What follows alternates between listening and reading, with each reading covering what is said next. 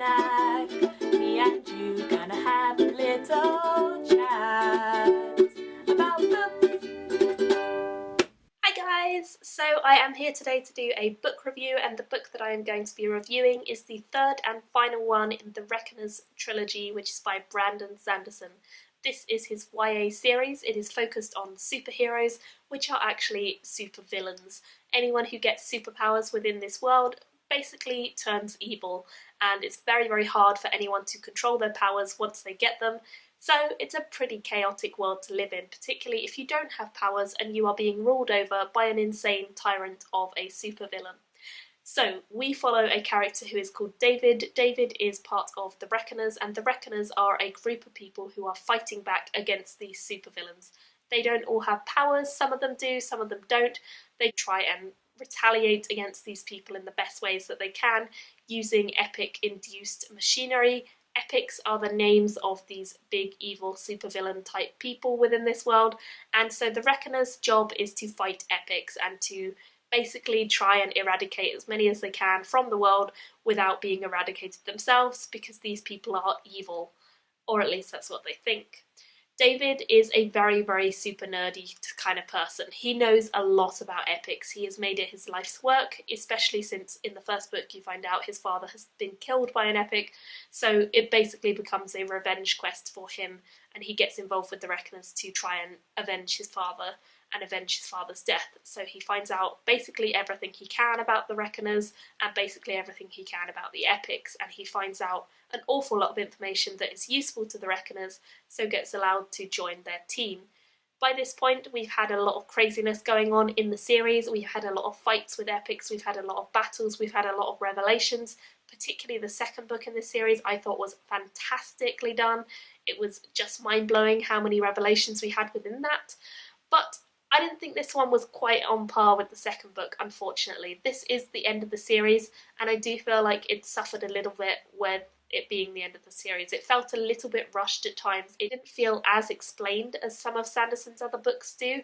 Usually Sanderson comes up with a system or comes up with a narrative that is very easy to understand, and you kind of expect that from him. This one didn't feel like it had as much explanation going on. It felt a little bit more suggestive rather than telling you what's going on. That's not a terrible thing in itself, but I think it happened a few times where, and I was reading this with Lindsay from Lindsay Ray by the way, where both of us got a little bit confused and we both thought, hang on, wait, what happened there? Wait, how? So there were a few moments where we were a little bit confused and we sort of discussed it and came up with what we thought it meant, but it didn't necessarily work as well as the previous two books in the series for me. I do think that it's a satisfying end to the series. I don't think it felt like it needed too much more.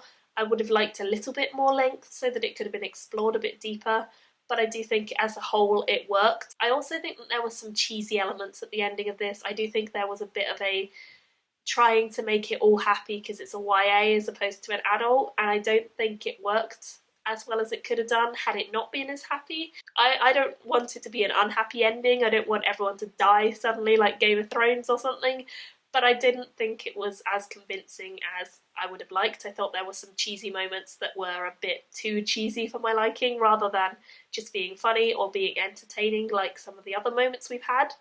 David is one of those people who is absolutely terrible at metaphors. He comes up with the worst metaphors, and that makes for some pretty funny moments. Particularly this book, I felt like Sanderson got the balance a bit better.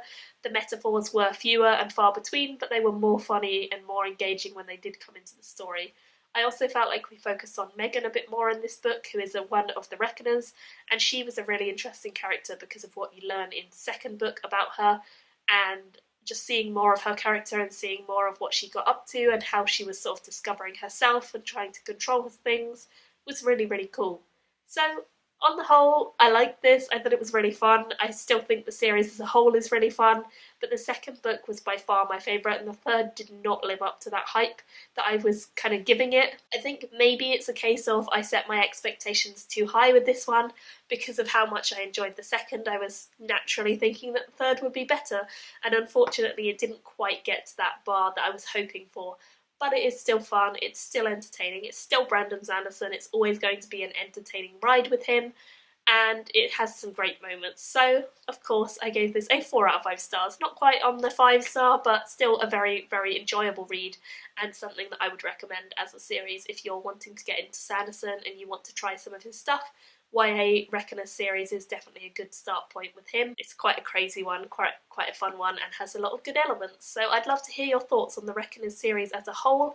If you guys have read it, especially on this last book, what did you think of the ending? Did you think it was a little bit cheesy as well? I kind of did. I'd love to hear what you think of it though. Thank you all for watching. Leave me your comments below, and I will see you all very soon in another video. Bye! Me and you gonna have a little chat about the